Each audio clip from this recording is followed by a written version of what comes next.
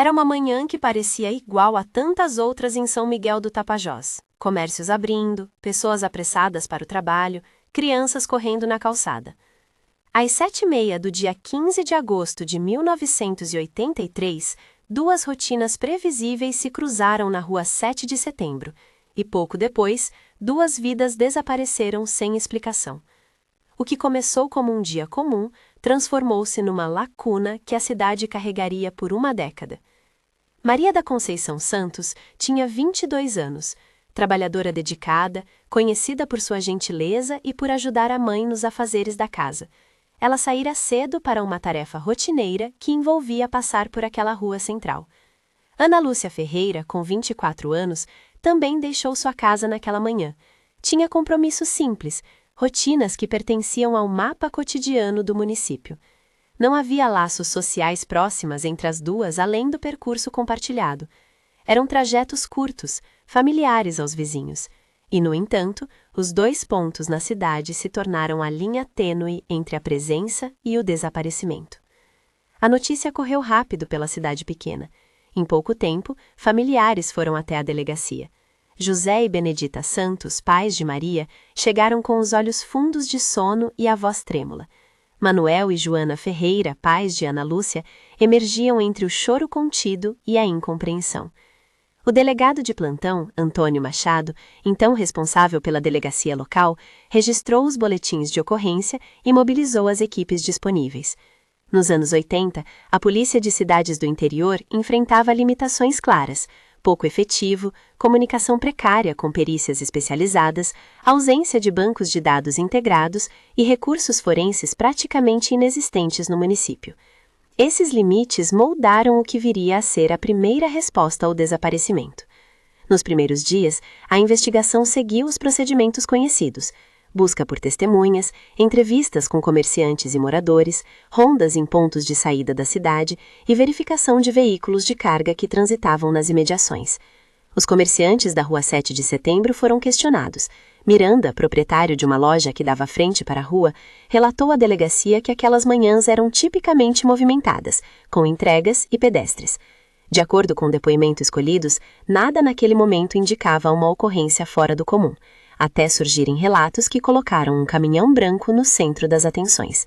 Severino Costa, caminhoneiro que circulava pela cidade naquele dia, prestou o depoimento e disse ter visto um caminhão de carga, de cor branca, parado por alguns minutos nas imediações da rua. Segundo seu relato, o veículo parecia sem placa visível à distância e o motorista teria descido.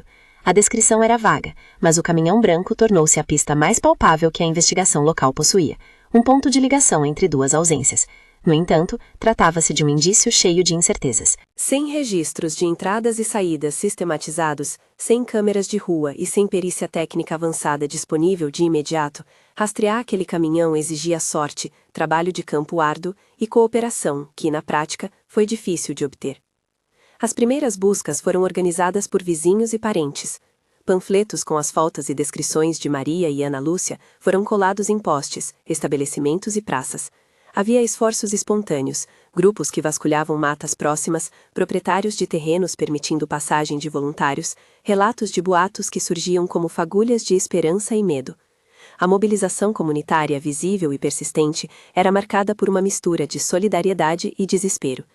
À medida que os dias viravam semanas, a exaustão se instalava. A investigação policial esbarrava na ausência de recursos técnicos.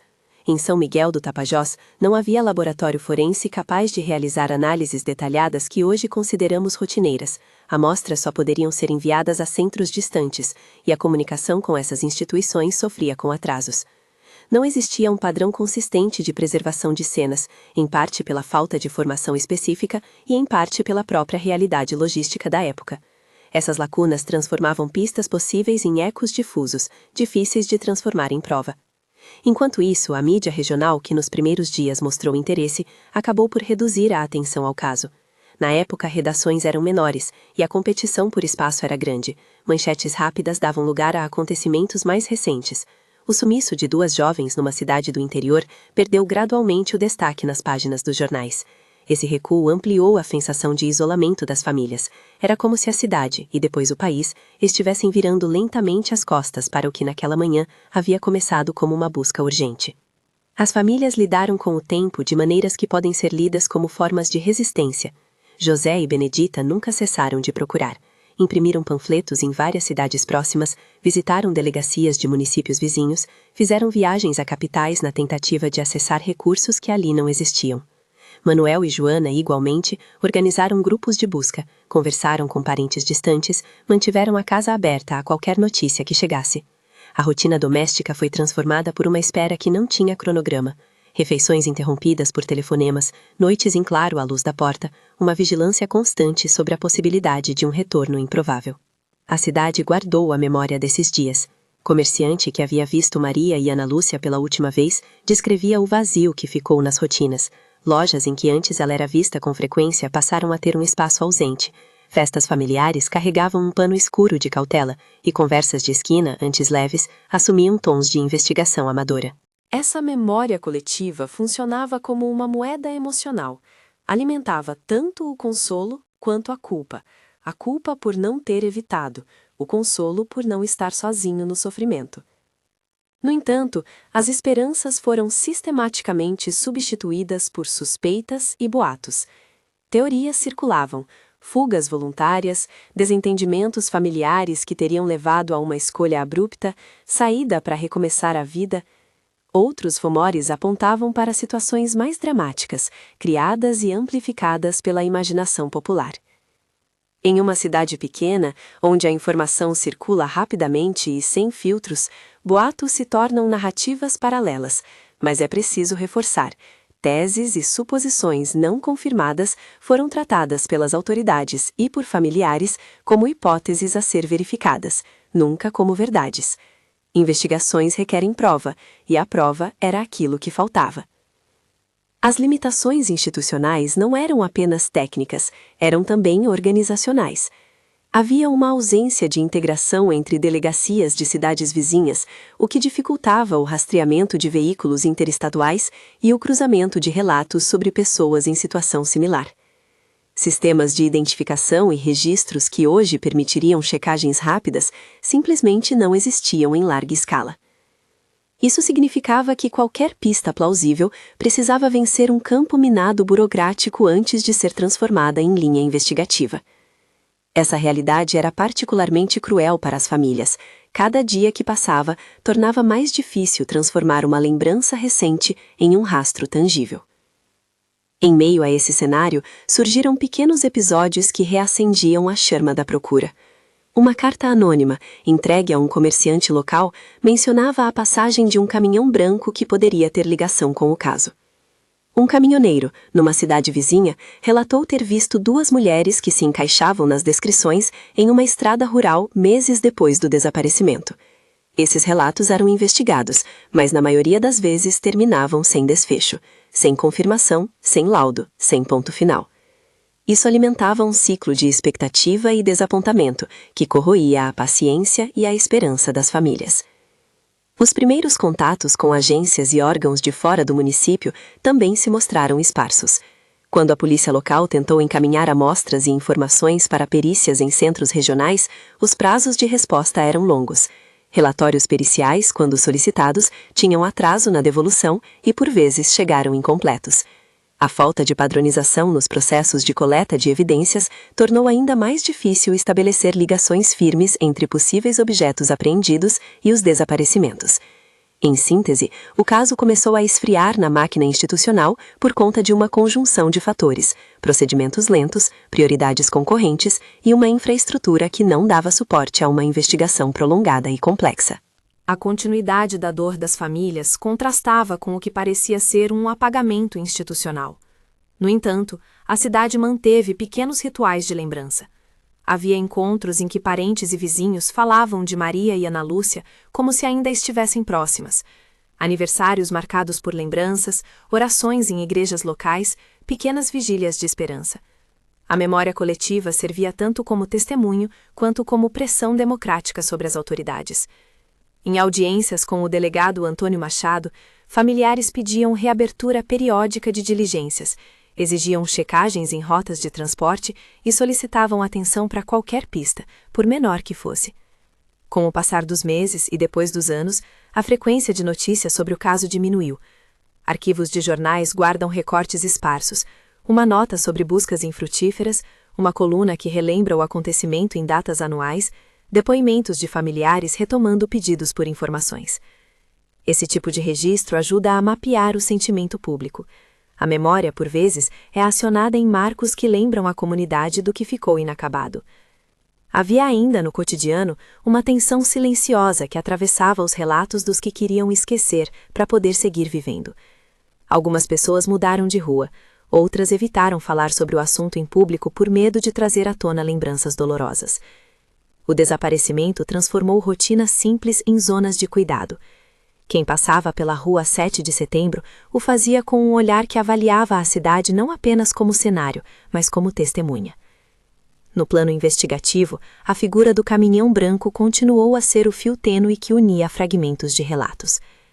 Em alguns depoimentos, a placa era indistinta.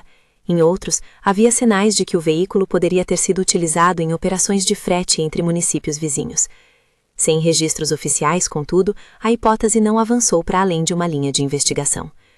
Ainda assim, o caminhão tornou-se a imagem simbólica do que não se sabia, um objeto visível que poderia ser qualquer coisa, exceto a resposta definitiva que se buscava. Houve esporadicamente tentativas de reativar o caso. A família de Maria procurou autoridades regionais, recebeu orientações sobre como documentar novas informações e como acionar canais de denúncia.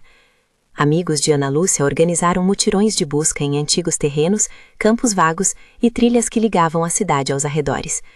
Esses movimentos, organizados por civis, eram exemplos de como a ausência de uma resposta oficial fortalecia a autogestão comunitária. Mas a investigação formal carecia de elementos que pudessem ser transformados em prova técnica. Alguns investigadores que se envolveram nos primeiros meses recordavam anos depois as dificuldades operacionais. Falavam de noites sem retorno de resultados periciais, de testemunhas que mudaram de endereço e não foram localizadas, de anotações em cadernos que se perderam entre transferências administrativas. Esses relatos, coletados segundo registros disponíveis, ajudam a explicar a morosidade no segmento das diligências. Não se tratou de descaso simples, mas de um conjunto de fragilidades estruturais que limitavam a capacidade de responder a desaparecimentos complexos. Enquanto isso, as famílias tentavam manufaturar uma vida que continuava a pulsar. José e Benedita tiveram de conciliar o trabalho com a busca incessante. Continuaram a cuidar da casa e do comércio, mas suas conversas privadas permaneciam ocupadas pela ausência de respostas. Manuel e Joana, por sua vez, perderam o sono por noites a fio. Amigos e parentes ofereciam apoio prático e financeiro, mas havia uma fratura emocional que não se curava com auxílio material. Psicólogos e serviços de apoio à vítima, quando procurados, eram esparsos e muitas vezes inacessíveis para famílias com recursos limitados. No seio da comunidade, surgiram também iniciativas informais de ajuda mútua. Igrejas organizaram campanhas de oração e recolhimento de contribuições para a impressão de panfletos. Associações de comerciantes mantiveram réplicas das fotos em seus estabelecimentos. Cidadãos voluntários atuaram como pontos de contato para qualquer informação que surgisse. Essas ações não substituíam a investigação formal, mas serviam como forma de manter vivo o assunto na consciência coletiva, dando aos familiares uma rede de sustentação que, em muitos momentos, parecia ser o único suporte real. E assim, o caso entrou numa espécie de limbo institucional. Não foi formalmente encerrado, tampouco continuou a receber a atenção necessária para uma resolução ágil. Arquivos policiais registram que diligências foram realizadas de tempos em tempos, tipicamente quando surgiam novas informações ou quando parentes solicitavam reabertura de investigações.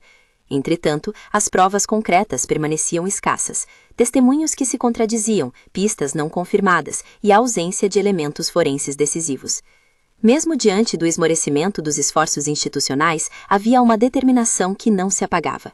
Ao longo dos anos 80, os nomes de Maria da Conceição Santos e Ana Lúcia Ferreira continuaram a ser mencionados em conversas de tabela de bar, em rodas de costura, em reuniões de escola. Essas mulheres tornaram-se, para muitos, uma presença que simbolizava vulnerabilidade e resistência ao mesmo tempo. Vulnerabilidade por terem sido levadas do convívio, resistência porque suas famílias não aceitaram o desaparecimento como fim absoluto. E então, entre o sopro da memória comunitária e o desgaste institucional, surgiu uma nova pista que reacendeu a atenção de alguns poucos investigadores persistentes. Não era uma pista que resolvesse tudo, longe disso, mas continha elementos que, se confirmados, poderiam ligar o que se sabia àquilo que se desconfiava. Havia relatos sobre movimentos de veículos de carga que ao longo dos anos foram anotados por moradores que se lembravam de manhãs e tardes estranhas. Havia menções a terrenos periféricos, onde, segundo algumas vozes, uma presença era sentida, como se o lugar guardasse algo que a cidade inteira esquecera por medo. Essas referências, coletadas e arquivadas por familiares, serviram para manter o caso vivo nos arquivos locais. Não eram provas, eram indícios, caminhos que precisavam ser trilhados com cautela, com perícia e paciência. A fragilidade técnica da polícia local ainda era um obstáculo. Para transformar indícios em evidências, seria necessário tempo de laboratório, perícia especializada e, muitas vezes, colaboração de instâncias maiores. A cidade seguia, e com ela a dor que não se resolvia. A memória de Maria e Ana Lúcia ficou inscrita nas rotinas como uma sombra que acompanhava pessoas e lugares. Cada nova chegada de caminhão branco nas estradas vicinais era observada com olhos atentos. E enquanto a investigação formal era permeada por limitações, a pressão silenciosa da sociedade se consolidou como uma força que, de algum modo, prometia não deixar o caso desaparecer sem resposta. Ainda assim, restava uma pergunta aberta que a cidade repetia em silêncio. Por que duas rotinas que se cruzaram naquela rua 7 de setembro não retornaram? O enigma continuava, e a cada ano que passava, a lacuna entre o ocorrido e a resposta oficial aumentava. O que era possível fazer quando as engrenagens do sistema eram lentas e os frutos da esperança tão raros? Havia nas mãos de quem não desistia mapas, anotações e memórias, e havia também uma necessidade insistente de que alguém, em algum momento, unisse esses fios soltos.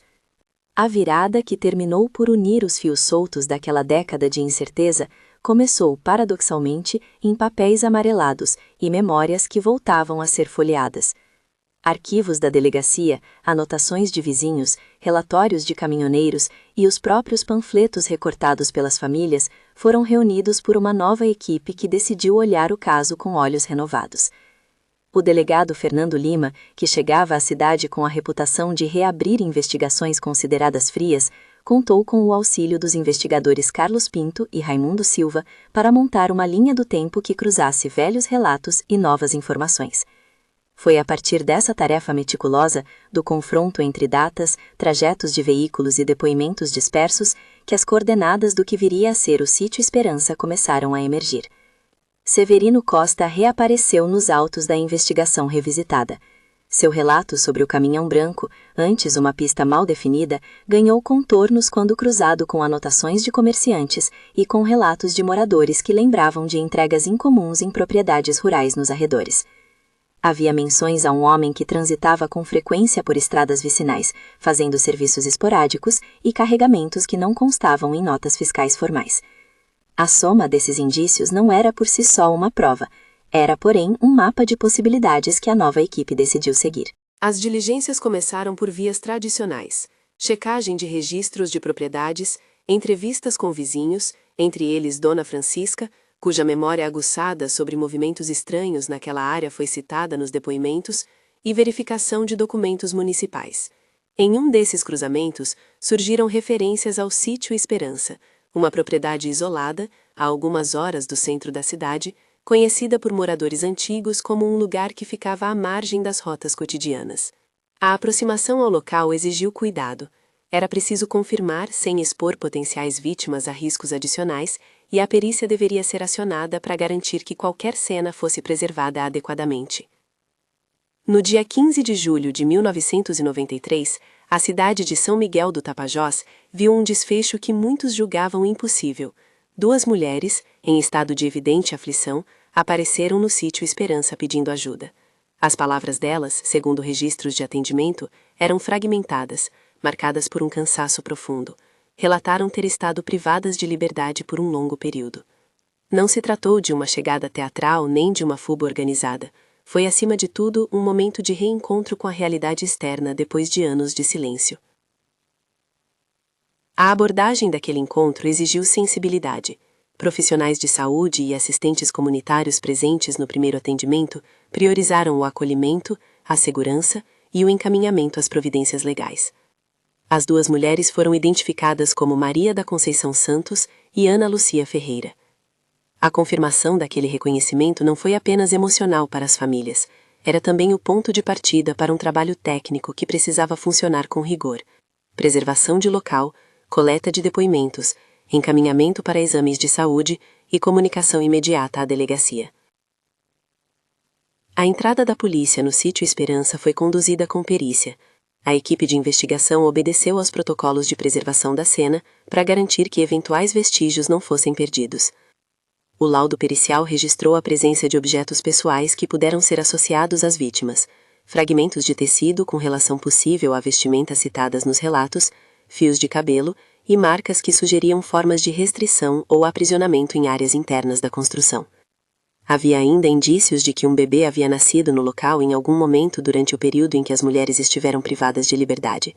As circunstâncias da morte neonatal foram registradas e incorporadas ao inquérito sem descrição gráfica, como prevê o respeito à dignidade das vítimas.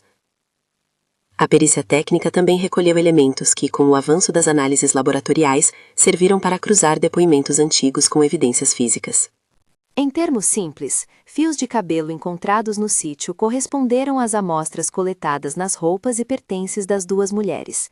Fragmentos de tecido apresentavam padrão compatível com trajes mencionados nos relatos. Paredes e objetos exibiam marcas coerentes com as formas de confinamento relatadas. Quando possível, exames de material biológico permitiram confrontos periciais que deram maior robustez à narrativa de quem havia sobrevivido ao cativeiro.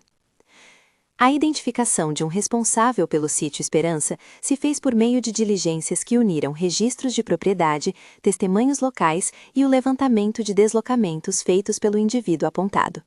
O nome que veio à tona foi o de Sebastião Moreira da Silva.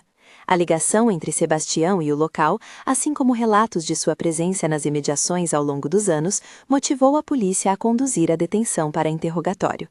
Na primeira abordagem oficial, conforme consta nos autos, o acusado inicialmente negou o envolvimento. A sequência investigativa, porém, reuniu elementos materiais e testemunhais que levaram à sua prisão em flagrante posteriormente no mesmo período. Durante os interrogatórios e diante das evidências forenses reunidas no sítio Esperança, Sebastião acabou por apresentar versão que não se manteve estável. Houve momentos de negação e, em sequência, declarações que admitiam participação nos eventos sob diferentes configurações. Em qualquer relato relativo à autoria de crimes, o processo exige cautela. Depoimentos devem ser confrontados com perícia e provas materiais, e a justiça necessita de robustez probatória. Foi essa junção, depoimentos das vítimas, evidências encontradas no local e provas laboratoriais que sustentou a denúncia formalizada pelo Ministério Público. O passo seguinte foi a esfera judicial. A denúncia formal incluiu acusações pelos crimes de sequestro, cárcere privado qualificado e estupro. Para tornar compreensível ao público leigo, cabe explicitar de forma acessível cada termo. Sequestro refere-se à privação da liberdade de outra pessoa mediante violência ou grave ameaça. Cárcere privado qualificado envolve a manutenção da vítima em cárcere, com circunstâncias que aumentam a pena, como manter a vítima em local oculto por longo período. E estupro diz respeito à violência sexual, cuja gravidade e consequências foram tratadas com respeito nas perícias e sem descrição sensacionalista dos atos. A defesa de Sebastião, por sua vez, apresentou elementos para questionar a imputação, incluindo pedido de avaliação psiquiátrica, alegando distúrbios mentais que poderiam afetar a imputabilidade. A perícia psiquiátrica foi realizada nos autos, como é praxe quando a defesa levanta questões sobre o estado mental do réu. Relatórios técnicos foram anexados ao processo e avaliados no curso do julgamento. Importante frisar que a presença de um laudo não substitui o julgamento do conjunto probatório. Ele é uma peça que compõe o panorama analisado pelo tribunal. Em última instância, o júri popular, reunido em 1994, considerou que as provas eram suficientes para condenar Sebastião Moreira da Silva. A pena aplicada foi de 28 anos de reclusão, considerando as qualificadoras previstas nas tipificações penais que embasaram a acusação. Esse veredito trouxe para as famílias e para a cidade um misto complexo de alívio e uma lembrança dolorosa do tempo perdido. A condenação não apagava o fato de que Maria e Ana Lúcia haviam passado uma década fora de suas vidas anteriores, não anulava o impacto sobre suas histórias pessoais, mas, do ponto de vista jurídico, significava que o Estado reconheceu a materialidade das infrações e aplicou uma sanção conforme o ordenamento legal. Para muitos moradores de São Miguel do Tapajós, a sentença representou uma forma de restabelecer a confiança em parte das engrenagens do sistema de justiça, embora surgissem questões sobre a velocidade, a eficiência e a sensibilidade do sistema em casos semelhantes.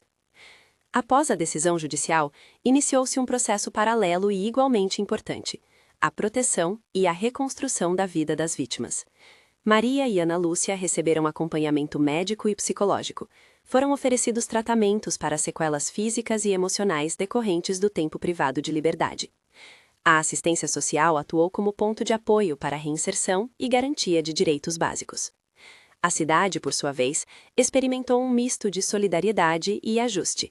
Havia quem se mobilizasse para ajudar, e havia também uma necessidade de respeitar a privacidade das mulheres que, encontradas após tanto tempo, precisavam de espaço para reorganizar seus cotidianos. Os relatos públicos posteriores ao resgate indicam percursos distintos para cada uma. Maria, ao longo dos anos, casou-se e buscou construir uma rotina que pudesse lhe trazer algum sentido de normalidade. Uma busca que incorporou amor, trabalho e apoio familiar. Ela tornou-se símbolo da possibilidade de reconstrução, ainda que marcada por lembranças que não se apagam. Ana Lúcia, por sua vez, optou por uma vida mais reclusa, mantendo distância de holofotes e preservando a intimidade. Ambas receberam suporte psicológico, e há registros de que participaram de programas de reabilitação e acompanhamento. As famílias, que por anos sustentaram a busca, puderam enfim encerrar um ciclo de incertezas, mesmo que os efeitos psicológicos do desaparecimento tenham exigido cuidados prolongados. Quanto ao condenado, após a formação do trânsito em julgado e o início do cumprimento de pena, o registro na sequência processual aponta o efetivo cumprimento da medida privativa de liberdade. A vida prisional, as condições de regime e as possibilidades de progressão obedecem à legislação e a avaliações de comportamento e pericial ao longo do cumprimento da pena.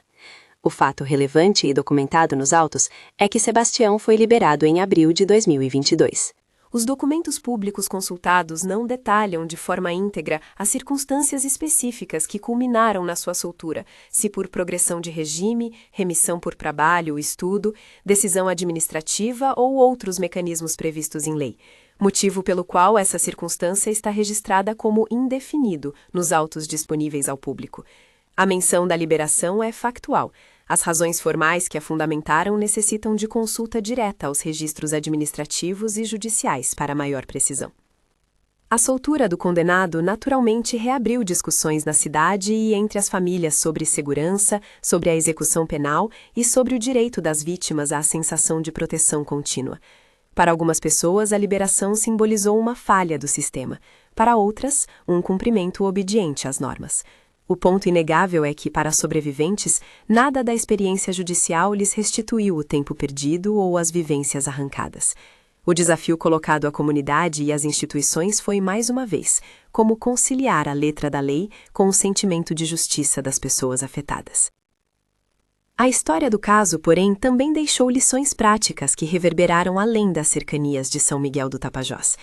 Investigadores e autoridades locais passaram a reforçar a necessidade de procedimentos padronizados para a ocorrência de desaparecimentos, preservação de cenas, envio imediato de amostras para centros periciais, manutenção de arquivos digitais que permitam cruzamentos de informações entre delegacias e maior cooperação interestadual.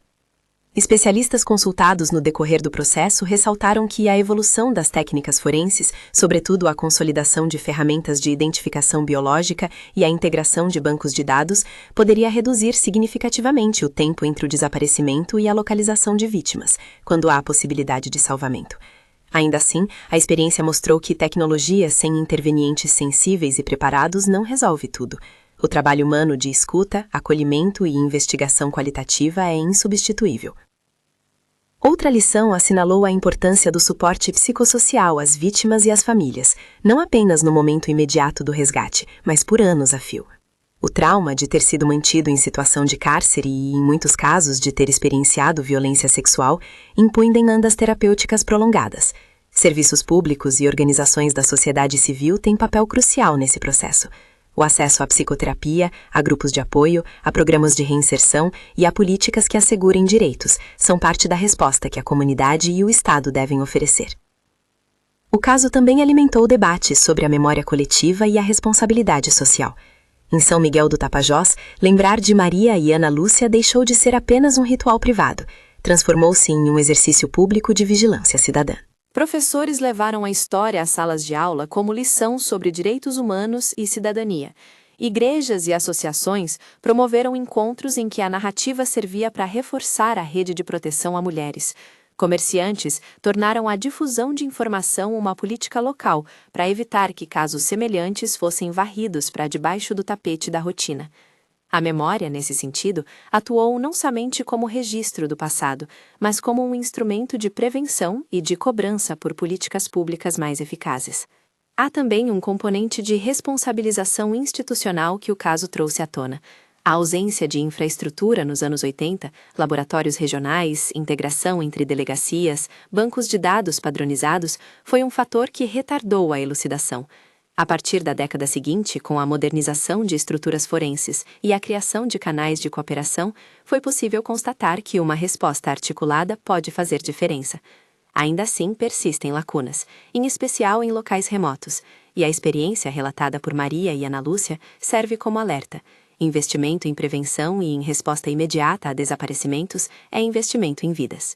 Do ponto de vista jurídico, o caso se destacou por consolidar elementos probatórios que por décadas pareciam insubstanciais. O encontro entre registro documental, memória coletiva e perícia técnica possibilitou que a narrativa fosse transformada em prova, apta a sustentar uma condenação. Isso não significa que todos os casos evoluam da mesma forma. Muitos desaparecimentos seguem sem solução, vítimas permanecem sem nome ou identificação e famílias convivem com a incerteza permanente. Mas a experiência de São Miguel do Tapajós mostrou que persistência, organização comunitária e investigação cuidadosa podem resultar em desfechos que, ainda que tardios, definem responsabilidades. A vida cotidiana da cidade foi marcada por esse episódio. Pessoas que viveram a década de incerteza guardam na fala um tom de resiliência e, por vezes, de melancolia. Há quem diga que a cidade cresceu em prudência. Há quem afirme que aprendeu a fortalecer laços de solidariedade. As famílias de Maria e Ana Lúcia, que foram as protagonistas dessa busca incansável, continuam a ser lembradas pela comunidade como exemplos de resistência e amor que não se esgotou na impotência. Ao olhar retrospectivo, não se pode ignorar o custo humano.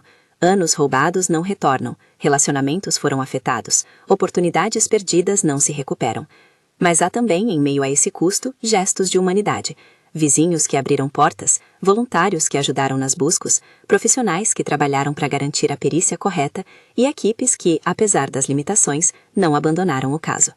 Esses detalhes, frequentemente deslocados por narrativas simplistas, servem como lembrete de que a resposta social a crimes complexos é composta por uma multiplicidade de pequenas ações. Por fim, há um aspecto que transcende o juízo de valor judicial: a importância de ouvir as vozes das vítimas com dignidade, sem retraumatização, sem curiosidade perversa. No acompanhamento posterior ao resgate, foi fundamental que Maria e Ana Lúcia pudessem escolher o ritmo de suas falas, o tipo de exposição que aceitariam e os espaços seguros para reconstruir seus relatos. A proteção da privacidade delas, a garantia de cuidado continuado e o respeito às decisões sobre reinserção social foram e continuam sendo pilares essenciais na trajetória de recuperação. Se há uma conclusão que se impõe, ela é dupla e difícil.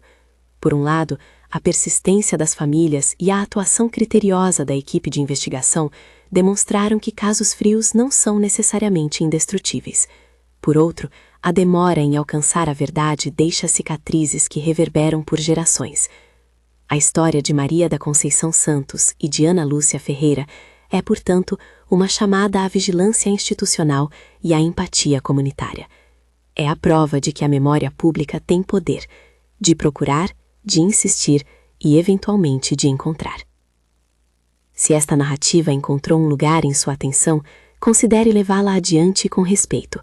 Ao compartilhar, preserve a dignidade das vítimas e, se quiser apoiar causas relacionadas, procure organizações que oferecem acolhimento a sobreviventes de violência, serviços de saúde mental e linhas de apoio às pessoas em situação de violência.